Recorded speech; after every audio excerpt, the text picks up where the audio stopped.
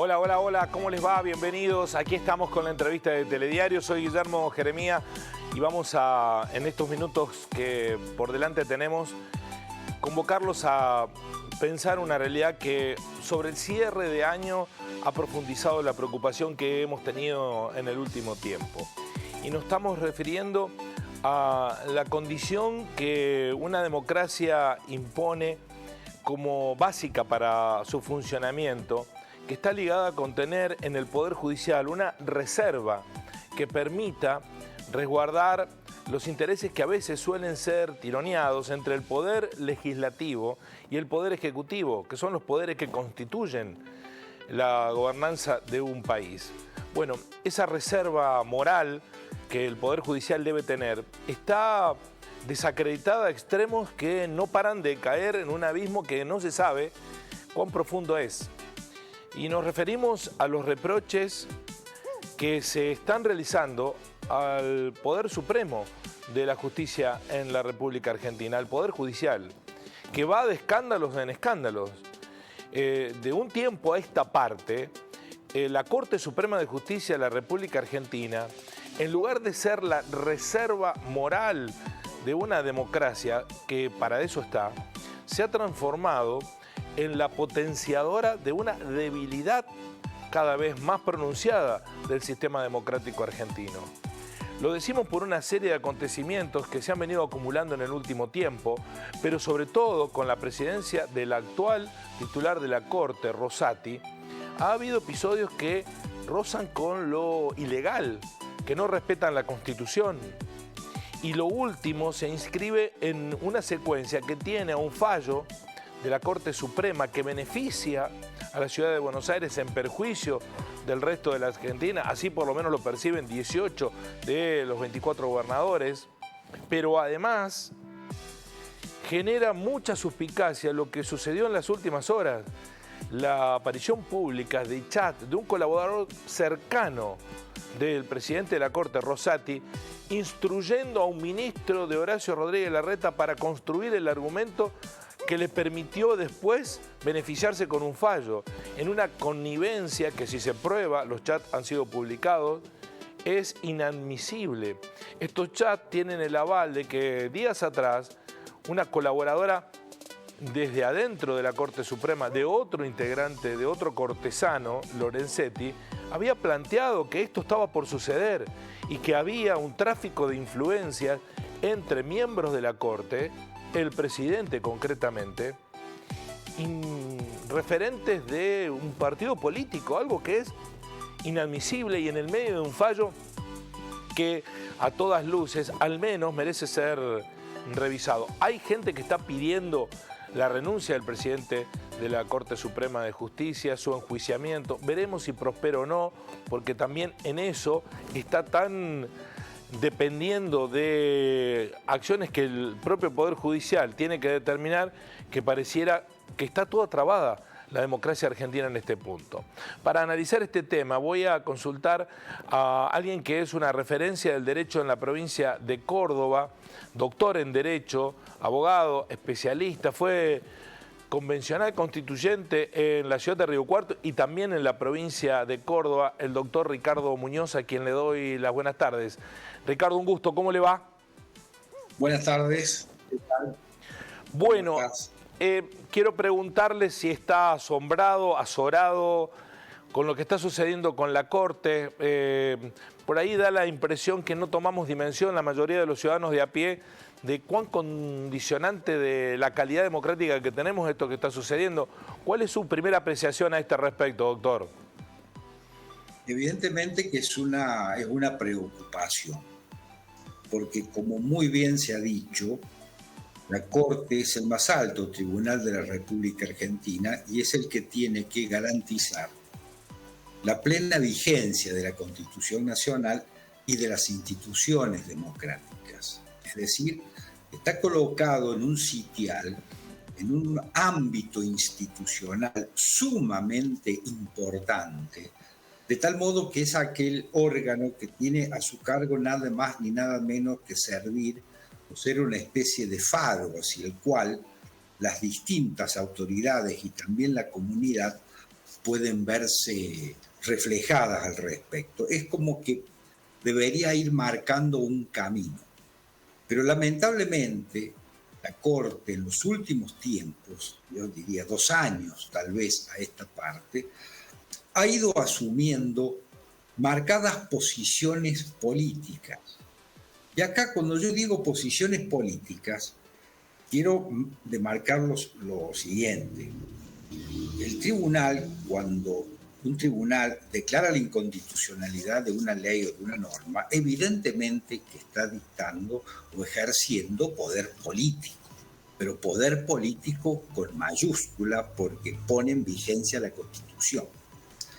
Pero en estos últimos tiempos, la Corte prácticamente ha entrado a jugar políticamente partidario y en un sentido, digamos, de alistamiento con la oposición al actual gobierno nacional.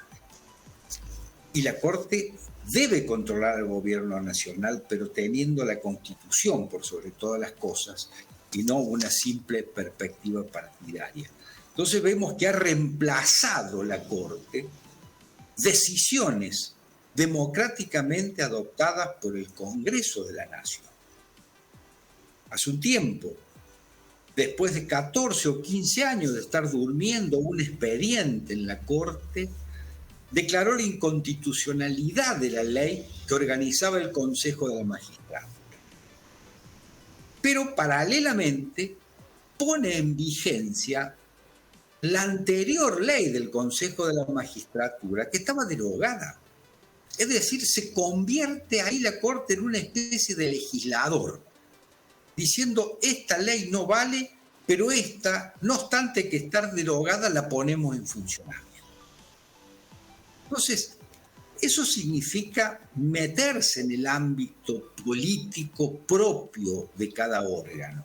Cuando la Corte descarta el sistema de asignación de representantes, por ejemplo, de la Cámara de Senadores ante el Consejo de la Magistratura, diciendo que no se pueden dividir de esta manera los bloques, está metiéndose en una métier que es exclusivamente propia del Senado y de los cuerpos legislativos, no la Corte. No le interesa ni puede meterse la Corte en eso. Y sin embargo, vemos que incursiona en esa actividad, toma decisiones, desplaza leyes y al mismo tiempo que desplaza leyes termina desplazando también su propio prestigio institucional y personal.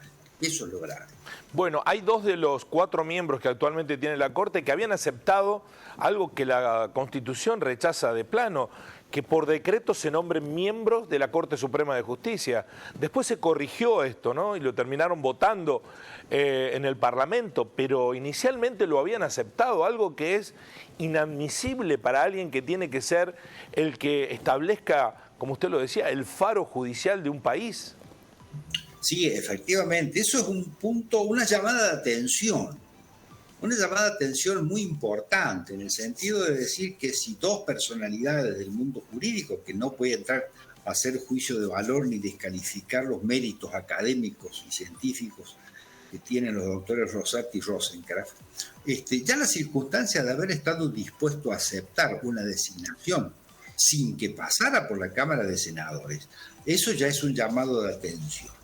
Que si bien luego el Senado lo ratifica, aprueba el decreto de designación, no es menos cierto que dejó una herida ahí, que es difícil de cicatrizar, menos con lo que fue ocurriendo tiempo después. Bueno, el punto de inflexión reciente es el fallo que beneficia a la ciudad de Buenos Aires. En realidad es la aceptación de una medida cautelar, por la cuestión de fondo no está resuelta, pero que ha puesto en plano de desigualdad a un país que se dice federal, pero que en los hechos, Corte incluida, sigue siendo cada vez más unitario. Doctor, ¿ese fallo está viciado de rigor jurídico?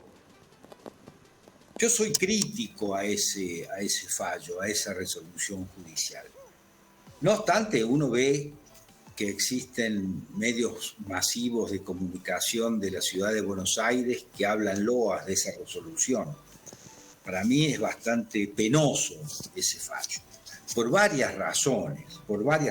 En primer lugar, que se trata de una medida cautelar, es decir, sin resolver el fondo de la cuestión, le hace lugar a la medida cautelar pedida por la Ciudad Autónoma de Buenos Aires, alterando lo básico que es la cuestión presupuestaria. Si se ordena al presidente de la República, sea quien sea, pagar determinada suma de dinero, esa suma de dinero tiene que estar contemplada, prevista en el presupuesto nacional.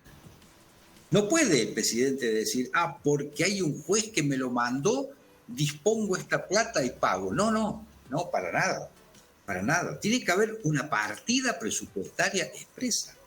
Y esa partida no existe en el presupuesto del año 2022, que es el del año pasado reconducido. Y para peor, tampoco estaba incluida en la partida del presupuesto 2023, de tal modo que si la Ciudad de Buenos Aires pretende tener que se le pague esta manda judicial, necesariamente va a tener que esperar que se tramite el procedimiento en virtud del cual se sancione una ley modificatoria del presupuesto de la Nación. Y claro, eso significa desplazar fondos que tenían otro destino, salud, investigación, educación, obras públicas, para pasar a financiar la policía de la ciudad de Buenos Aires. Es decir, se le saca a la Nación una importante cantidad de dinero en beneficio de los habitantes de la ciudad de Buenos Aires. Que recordemos, todas las provincias pagan con fondos propios a sus policías. Los habitantes de la ciudad de Buenos Aires, a su policía la paga la Nación en su conjunto. Y lo que le debió transferir la Nación por ley, la Corte dice, esa ley no la vamos a aplicar por ahora. No la aplicamos. Aplicamos otro porcentaje. ¿De dónde saca la Corte ese porcentaje? No se explica.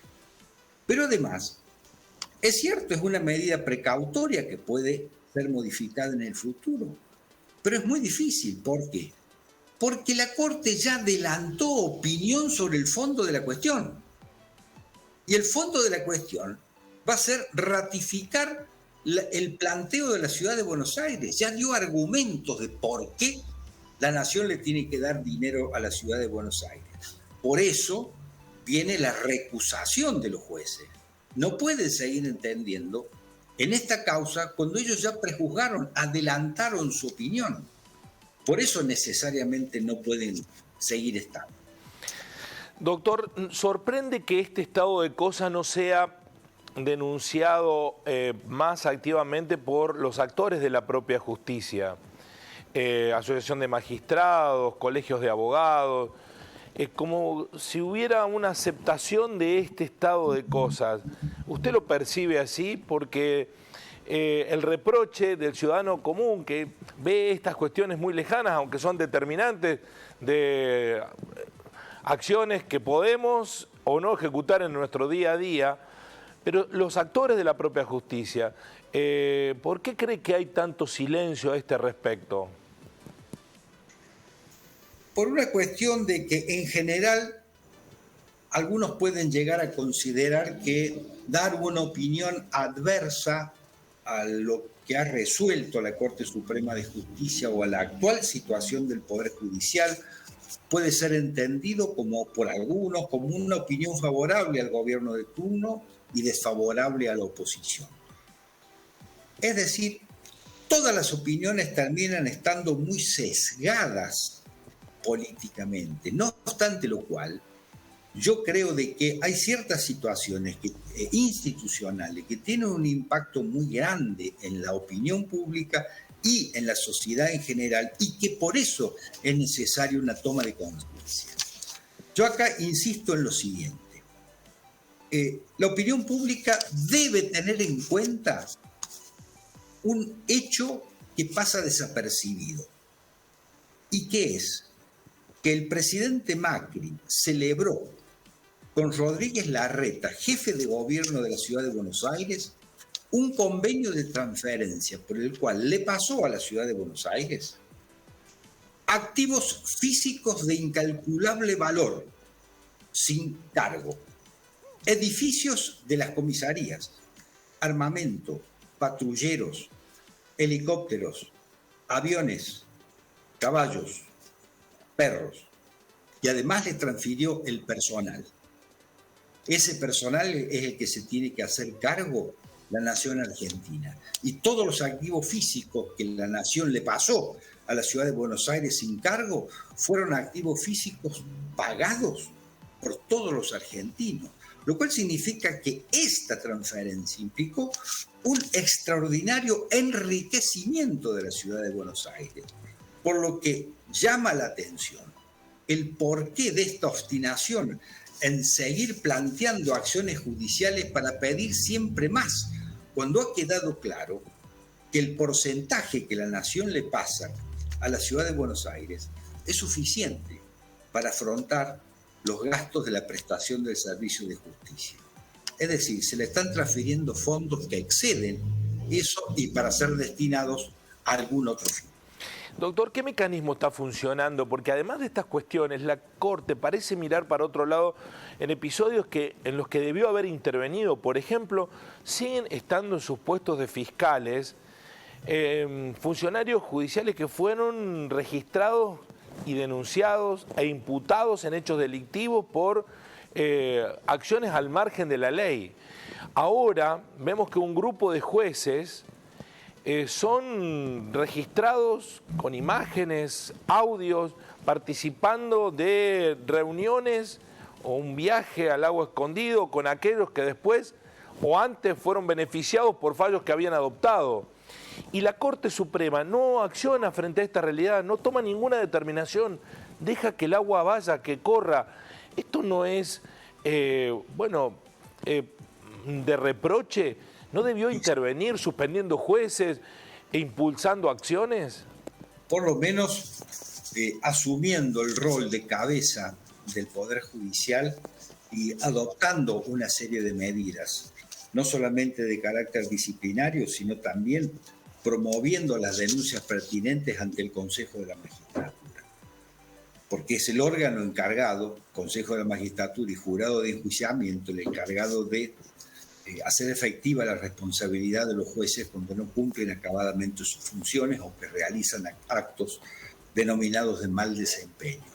Pero lo que ocurre es que está todo tan mezclado, donde el presidente de la Corte, el autodesignado presidente de la Corte, Rosati, es la misma persona física que se autodesignó presidente del Consejo de la Magistratura.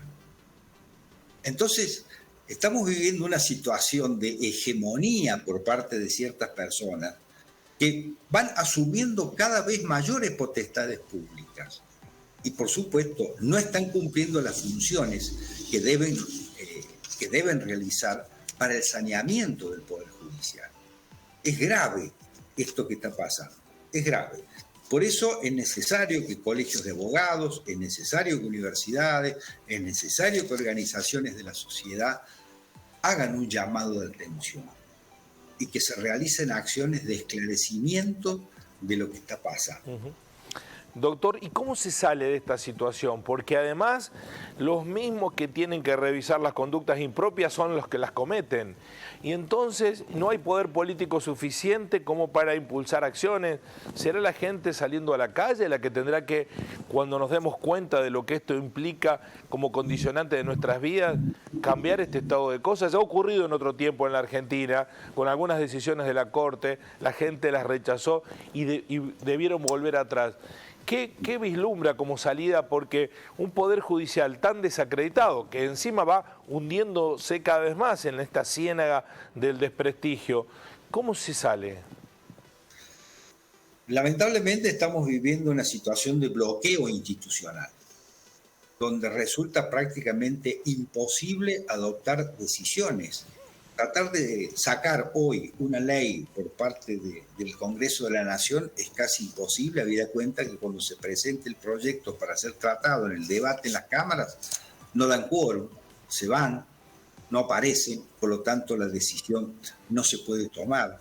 cuando se pretende modificar una ley pasa exactamente lo mismo. Entonces, estamos viviendo una situación de desgaste institucional muy grande, de desprestigio de la clase política en su conjunto, porque la comunidad, el pueblo, después no hace disquisiciones si es uno, si es otro, sino que es el sector político en su conjunto el que no está dando respuestas. Y lamentablemente, cuando no se dan respuestas, después se producen situaciones de ruptura que nadie quiere, pero por supuesto, cuando hay demasiada agua detenida, a veces se termina rompiendo el dique. ¿Usted cree, doctor, que este es un problema solo de la justicia federal, de Comodoro Pi y de la Corte Suprema, o está extendido en todo el país? Porque hay una idea instalada en buena parte de la sociedad que el poder judicial que tenemos es clasista, que tiene preso a los pobres y beneficia a los ricos. ¿Por qué nunca prospera la posibilidad de una reforma profunda? Por supuesto que hay jueces que honran su rol, pero son minorías, están por lo menos desdibujados en un escenario en donde los reproches ya son casi generales, doctor. Sí, en primer lugar, yo quiero destacar que en el ámbito de la justicia federal tenemos, digamos, una mancha muy grande que es la que, digamos, está en la parte pública todos los días, que es Comodoro Pi, que verdaderamente es un desastre. En el interior del país me da la impresión de que la justicia federal, con sus más, con sus menos, cumple acabadamente sus funciones. Tal vez habrá alguna sentencia que nos guste más, otra que no nos guste, pero en general la justicia federal funciona en el interior del país, no así en la Ciudad Autónoma de Buenos Aires. Y con respecto a la situación o concepción de que tenemos una justicia clasista, me parece que es una concepción bastante aproximada a la realidad. Es decir, es como que al llegar a la justicia implica haber asumido una posición donde no hay que rendir cuentas después absolutamente a nadie. Y eso no es propio de un sistema republicano, donde la responsabilidad de los funcionarios es algo imprescindible y necesario. Y los jueces, de cualquier jerarquía que sea, tienen que rendir cuenta de sus actos. Los que realizan en el ejercicio de la función o aquellos que realizan haciendo viajes allá en Lago Escondido, etcétera, etcétera. Y a tal punto que después se desvirtúa la cuestión, porque el viaje al Lago Escondido es criticado haber realizado escuchas ilegales. Pero no se critica el fondo de la cuestión, que es que jueces viajaron al sur del país en vuelos privados, en vuelos contratados. Se ha visto en las fotografías que llevaban bolsas de una empresa de comunicación, al cual a los pocos días un magistrado resolvía en favor de ella. Es decir, es una situación delicada, falta de decoro, falta de ética. La última cuestión, cuando ejercía la profesión, uno de los abogados de grandes grupos multimediáticos, como así también de poderosos sectores económicos, Rosencrantz, ingresa a la Corte Suprema, designado por el presidente Macri. Él manifiesta que se va a excusar de intervenir como juez cuando participen en las causas determinadas empresas a las cuales él le había prestado asesoramiento como abogado. Ahora, ese mismo magistrado dice, como han pasado más de 5 años desde ese momento, entonces ya ha transcurrido un tiempo suficiente, razón por la cual ya no me voy a apartar más en el tratamiento de las causas que intervienen mis ex clientes. Y eso me da la idea de la puerta giratoria, ¿no? Muchas veces se emplea la expresión puerta giratoria. Los presos entran, las personas entran detenidas por una puerta y salen por la otra. Acá la puerta giratoria vienen siendo abogados de grandes empresas entran por una puerta y luego, al ser giratoria, cuando dejan de ser juez, siguen siendo abogados de la misma empresa, de la cual nunca dejaron de serlo. Nada más que en un caso fueron abogados litigantes y en otros casos tenían la toga del magistrado. Doctor, muchísimas gracias por el análisis, valoramos mucho, porque no es una voz normal, no es una voz frecuente, es más bien disruptiva de lo que uno viene escuchando permanentemente desde los ámbitos judiciales. Que tenga buen cierre de año y mejor 2023, doctor Muñoz. Igualmente, muchas gracias, muy amable y felicidades a todos. Gracias. Y a ustedes también por compartir estas entrevistas que a lo largo de este 2022 pudimos hacer cada día en la pantalla de Telediario Televisión, esta expresión federal y también plural, en donde tienen lugar todas las voces y todas las ideas. Gracias por estar cada jornada con nosotros. Que tengan un buen cierre de este año que se está terminando y que podamos encontrarnos nuevamente en el año 2023. Así son las cosas.